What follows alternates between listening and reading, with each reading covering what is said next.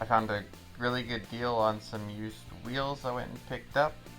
It's a 5-leg conversion in store for the Mustang.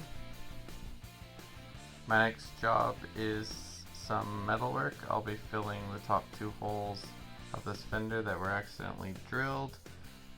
Cut a little piece of scrap metal and weld in some plugs.